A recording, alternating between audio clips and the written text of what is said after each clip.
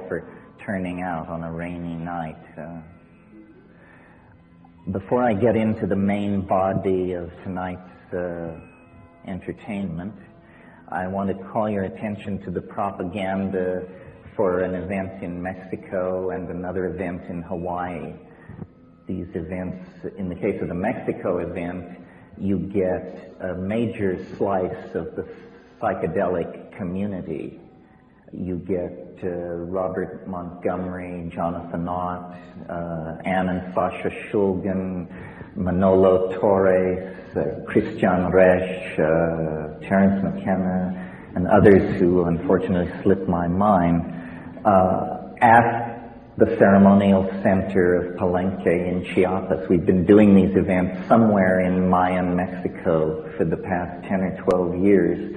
Many of you are graduates, which doesn't mean you can't come again, but I want to invite all of you there. If you're interested in ethnobotany, shamanism, ethnopharmacology, altered states of consciousness, the politics of all of this is as intense and information-packed an exposure as you can have, and it's straight from the mouths of the scholars and scientists and writers who have spent a great deal of time in that area. So I just want to invite you to that. It's also a great party. It's the height of mushroom season. There's nothing we could do about that. So you just are on your own.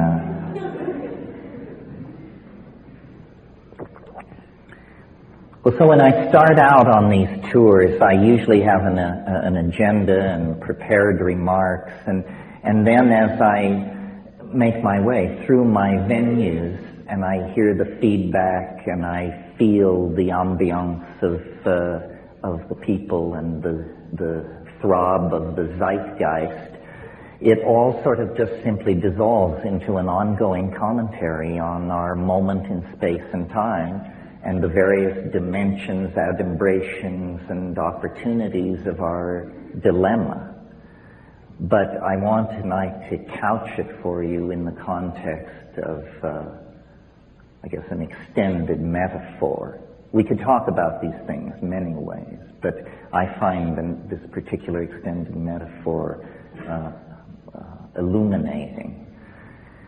And I start by recalling an observation from someone whose name rarely falls from my lips, and that would be Gurdjieff. And Gurdjieff said at one point, or was known to comment, that people are asleep, he said. And he, by implication, suggested people awaken. Now, I'm not sure if he fully grasped the implication for his own product line had that occurred, but in any case, you're on it, you're with me, yes. It's very hard to give these lectures in such a way so that every person hears something different, which is what is supposed to be going on, you know. Well, so thinking about this comment that people are asleep, I see several implications. I ask myself, what is awake in my own notion? And I thought to myself, awake is, for me, awake is where the laws of physics are fully operable. You know, hurled objects shatter, electricity shocks, I cannot fly. The laws of physics are in operation. In that domain, I consider myself to be fully awake. Now, in terms of occult and spiritual traditions, the admonition to awaken always seems to imply that higher consciousness is approached through an expansion of clarity and awareness. And that seems obvious. I don't argue with it as a rationalist. But as somebody who has run the edges, I've noticed something somewhat counterintuitive to that teaching. And it's this.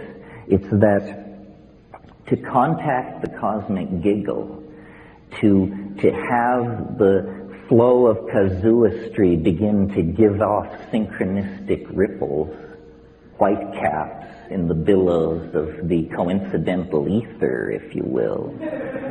To achieve that requires, a precondition is a kind of unconsciousness, a kind of drifting, a certain taking your eye off the ball, a certain assumption that things are simpler than they are, almost always precedes what Mircea called the rupture of plane, that indicates, that there is an archetypal world, an archetypal power behind profane appearances. And in my own life, for those of you who are conversant with my output, when I went to the Amazon in 1971 and had the experiences that are described in True Hallucinations, I had been, for many months before that, in Asia, smuggling, hanging out, and I had taken my eye off the ball. I had become very gentle, very relativistic in my approach to other people's opinions and behaviors. I was easygoing, is what I'm trying to say. Too easygoing. And in that situation of semi-unconsciousness and openness, the cosmic giggle approaches. And I compare this is closing of a theme, I compare this to sleep, or to states that lie between waking and sleeping. And so, again, an odd take on this remark of Gurdjieff's. I remember someone many years ago said to me, they evoked the symbol of the yin and the yang, the two tears folded against each other within a circle. And this person, who was no rishi, roshi, geshe, or guru, but simply observant, said, it's not the black side, it's not the white side, it's the interface, it's the edge. And I found, by observing sleep, and some of you may recall the motto in Athanasius Kircher's Amphiatrium Sapientium that's chiseled over the alchemist's doorway. I can't do it in Latin, but it says, while sleeping, watch. While sleeping, watch. And I've noticed that while going to sleep,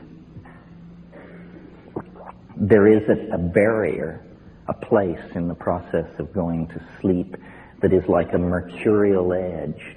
It's a river. It's a zone of hypnagogia.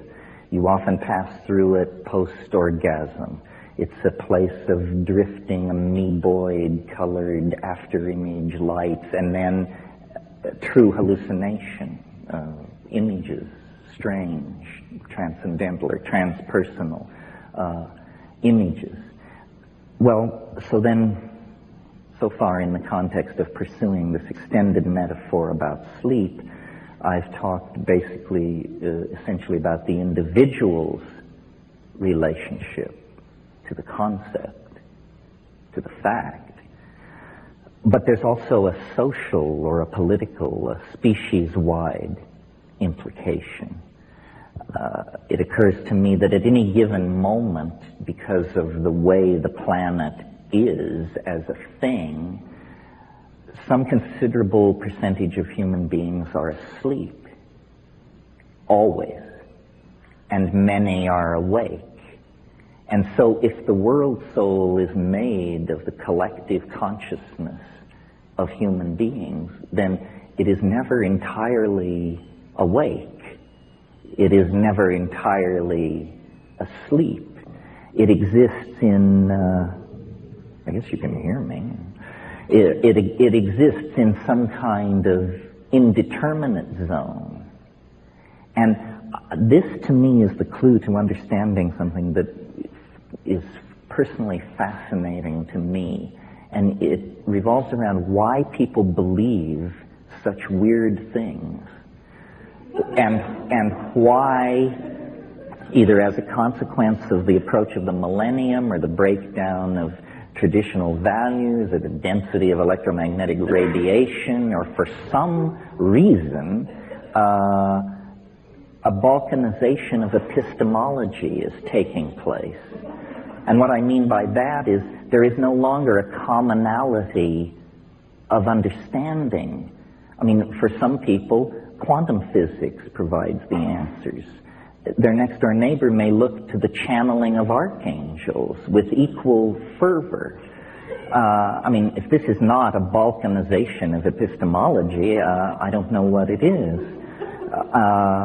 It is accompanied by a related phenomenon, which is technology, or the historical momentum of things is creating such a bewildering social milieu that the monkey mind cannot find a simple story, a simple creation myth or redemption myth to lay over the crazy contradictory patchwork of profane techno, consumerist, post-McLuhanist, electronic, pre-apocalyptic existence.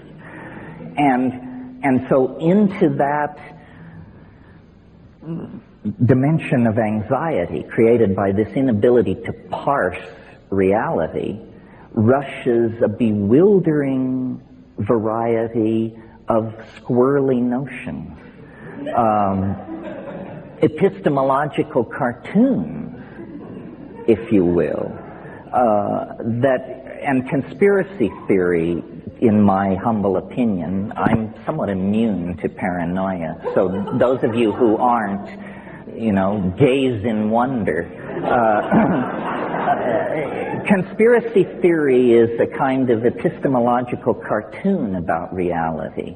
I mean, isn't it so simple to believe that things are run by the Greys and that all we have to do is trade sufficient fetal tissue to them and we can solve our technological problems?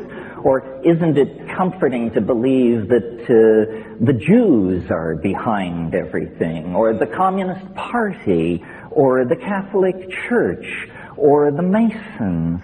Well, these are epistemological cartoons. It's, kindergarten stuff in the art of amateur historiography.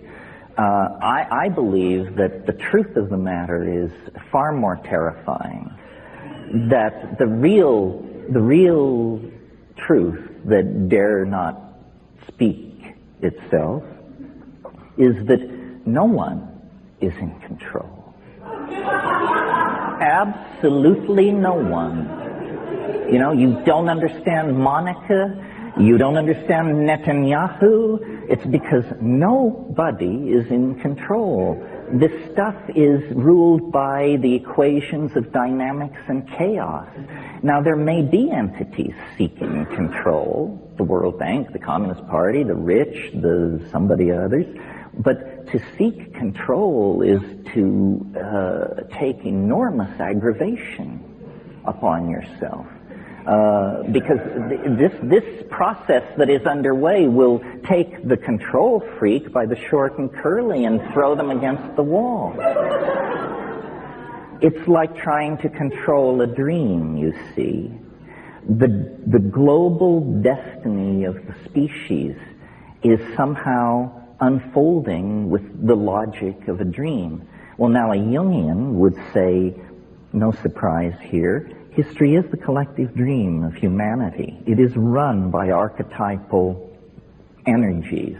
It is downloaded by the zeitgeist into the various milieus and epochs of which it is composed. This seems reasonable to me. I don't want to give you the impression it's too linear to understand that what I am saying is that awake is good, asleep is bad. What I would rather do is explain this whole gradient of possible positioning vis-a-vis your life and your destiny, these choices that you have, and then have people understand that they choose. You choose to be asleep or partially asleep or fully awake, or to be one part of the time and in some situations and one part of the time and in other situations. Now, if in fact we exist inside some kind of morphogenetic field that is created by the sum total of human minds on the planet, and if in fact in half or more of those minds at any given moment the rules of the dream hold sway, then it is no surprise that when we make our way into society, or just when we live our lives, there's an eeriness to it. There's a fatedness to it. There's a plottedness to it. We are inside some kind of engine of narrative, I believe. Some science fiction writers, such as Greg Egan and others, have suggested that this could even be a form of recorded medium. You can see the thumbprints of editors on our reality if you are truly paying attention. I mean, if you're a devotee of the theory of stochastic and random unfolding of events, then you have to look very carefully at how unrandom and how mythical and archetypal most people's lives are. If you take psychedelics and hurl yourself to the edge and spend time with strange Aboriginal people in remote parts of the world, the cosmic giggle becomes your friend. But in fact, ordinary people's lives, everyone's lives, are touched by deep magic. And again, the primary datum is experience, and then the models are built backward from the primary data without prejudice and in an attempt to transcend historical momentum. And when I do that, what I see is that the carrier of the field of the cosmic giggle in most people's lives is love. Love is some kind of output which messes with the entropic tendency toward probabilistic behavior in nature. What do I mean by that? I mean, you can be the janitor at Microsoft and the vice president and chief of operations, his daughter can bring him lunch one day, and you can, from a distance, have your eye fall upon her and fall in love with her. And from that point to having the 5 children she bears you go off to Harvard and the Sorbonne, it's just a matter of running the clock forward. And these things to you it may seem like a miracle, but to those of us who are students of human happenstance, it's inevitable. You can launch your story. And I've, in the course of taking psychedelics and looking at my life and other people's lives and narrative, I think that the secret of, I don't want to say anything as pretentious as transcendence or enlightenment, but the secret of taking hold of one's destiny is to understand that one is a character. A character is a different thing than this model you inherit out of the idea that you're a three-dimensional animal inside a democracy with a Christian heritage and, a Dewey Decimal cataloging system or whatever. Anyway, these are some of the notions that occur to me in the context of comparing dream on many scales. You have to really struggle, I think, to believe that you actually live inside the model of reality that science and Newtonian physics and the mathematical analysis of nature have given us. Not to get too philosophical here, but for positivist philosophers, everything that is important, color, feeling, taste, tone, ambition, apprehension, appetition, these things are called secondary qualities.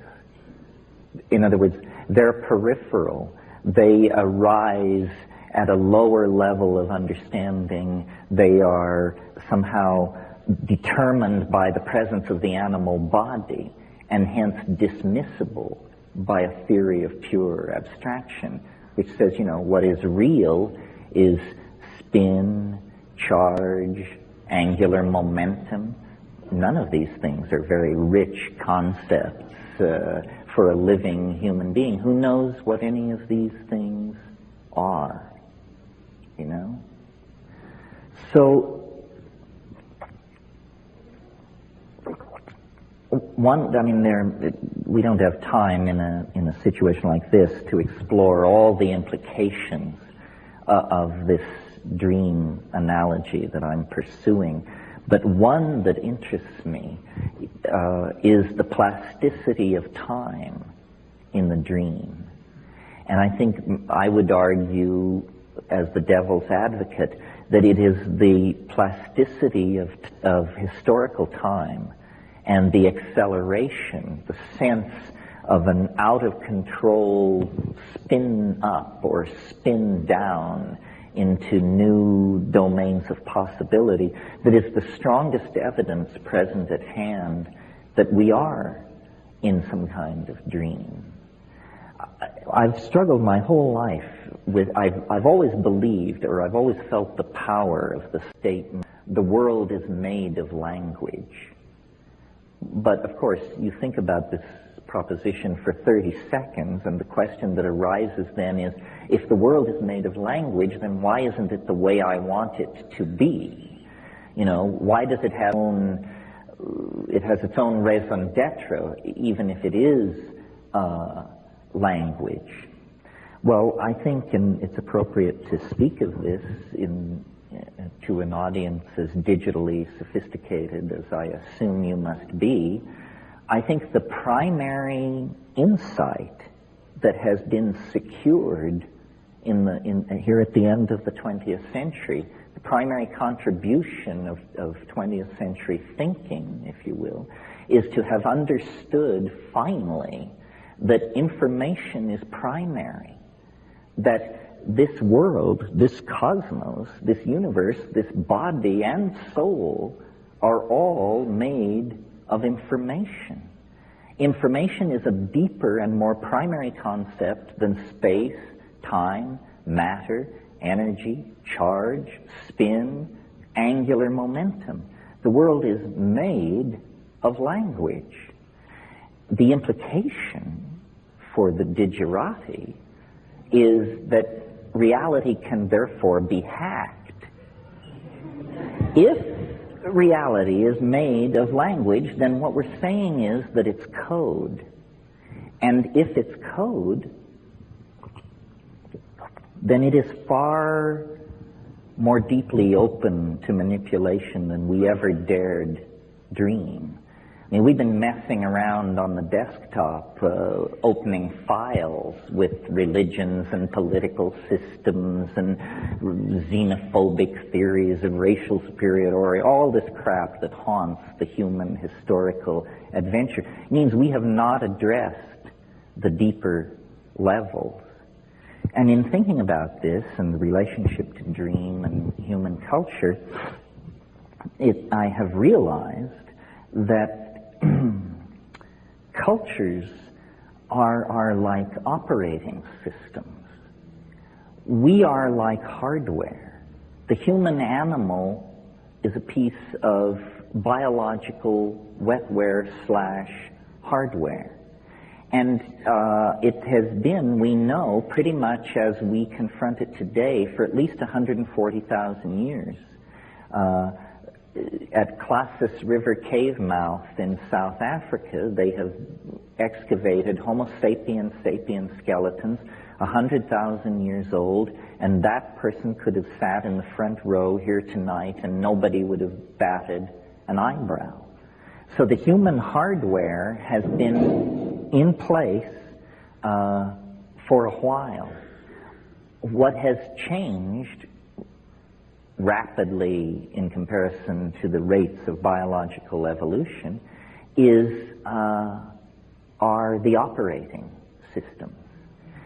The people who excavated Ur, which was at that time thought to be the world's first city, and in any case is a city 7 millennia old, when they excavated the central plaza at Ur, they discovered that a black basaltic slab had been set up there by the earliest kings of Ur, and that was the cultural operating system. And if in a deal trading goats for olives a dispute arose, people had reference to the central operating system, and these things were determined. Well, now, Ur 101 was fine for olives and goat trading, but it didn't support higher mathematics. It didn't support rational exploration of nature. It didn't support astrological knowledge about the movement of the stars. As we have gone forward through culture, we have swapped out these operating systems. And at each swap out, there has been a lot of hair pulling and cussing and screaming. Anyone who has installed a new operating system is completely familiar with that sickening from the bowels kind of coldness, as you realize it all hangs by a thread. Now, this situation, or this operating system metaphor, I think is a useful one for understanding, and again, a circle closes, the balkanization of epistemology that causes me such anxiety. If you meet an Aboriginal person from the Amazon, for example, they may be running Witoto 3.0 as their operating system. Nicely supports animistic magic, huge capacity when it comes to making fish traps and bird traps. Witoto is a powerful operating system for a rainforest aboriginal. In our culture, there are, I have no idea, at least 10 or 20 operating systems, all going at the same time. Some will run Mormonism. Some will support Catholicism. Others, Kabbalah goes at the speed of light. Others support quantum physics. Some support econometrics. Others support political correctness. And these things are mutually exclusive. And so looking at this, and looking at this clash of operating systems, I've come to the conclusion, and some of you may have heard me say this before, that culture is not your friend. That's the final conclusion. You see, well, this came to me a few months ago when I had my yearly physical. And as I was buttoning up, my doctor said to me, he said, in the 19th century, most people your age were dead.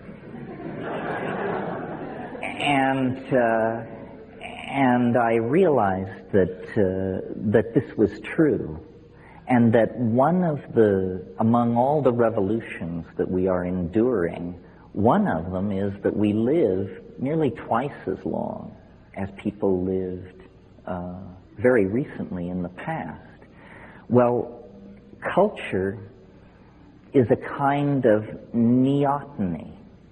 And I don't want to belabor that at great length, but for those of you who are not biologists, neoteny is the retention of juvenile characteristics into adulthood. It's used to describe animal behavior. For instance, I'll give the most spectacular example of neoteny. There is a kind of animal which lives in ponds in Africa, and it reproduces like a fish. It lays eggs on the bottom of these ponds. More fish-like animals come from these eggs, and so forth. However, if the pond dries up, the creature undergoes metamorphosis and becomes an animal somewhat like a gecko, and lays eggs, and from these eggs come creatures that are like geckos. In other words, this is an animal which actually achieves sexual maturity in two forms, depending on environmental stress. Spectacular example of neoteny. Turning to human beings, a less spectacular example, but relevant to us, is our general body hairlessness compared to other primates. We look like fetal apes. Human beings look like fetal apes. Why? What is neoteny? Well, this is hotly debated among evolutionary biologists. But the point I want to make is a socio-political comment, which is culture itself is some kind of neotenizing force. Because what culture provides is a bunch of rules, so you don't have to think, and a bunch of myths, so you don't have to think again. Culture has all the answers, you know. You want to know where people came from? Well, when the sky god got out of his canoe at first waterfall and took a leak, then we, the true people, appeared like ants, and we've been living here ever since. Oh, huh. Gee, thanks. I'm glad I asked. You know, this is what culture does for you. So,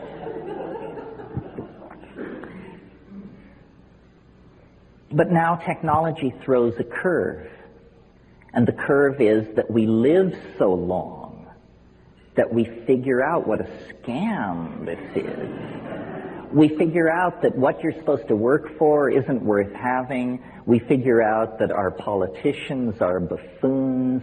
We figure out that professional scientists are reputation-building, grab-tailing weasels. We discover that all organizations are corrupted by ambition. You know, you get the picture. We figure it out.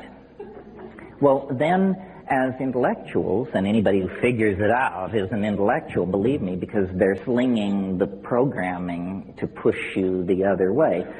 So then intellectuals, defined as people who figure it out, discover that you are alienated. That's what figuring it out means. It means you understand that the BMW, the Harvard degree, this whatever it is, that this is all baloney and manipulated and hyped, and that mostly you have a bunch of clueless people who are figuring out which fork they should use. But this position is presented as alienation and therefore somehow tinged with the potential for pathology. You know, it's a bad thing to be alienated. Now let's speak for a moment, in order to fulfill the promise read in the introduction, about psychedelics. And what are they doing in this fine situation? Well, what they're doing is forcing this maturation process by dissolving boundaries, which is what they do. They are exposing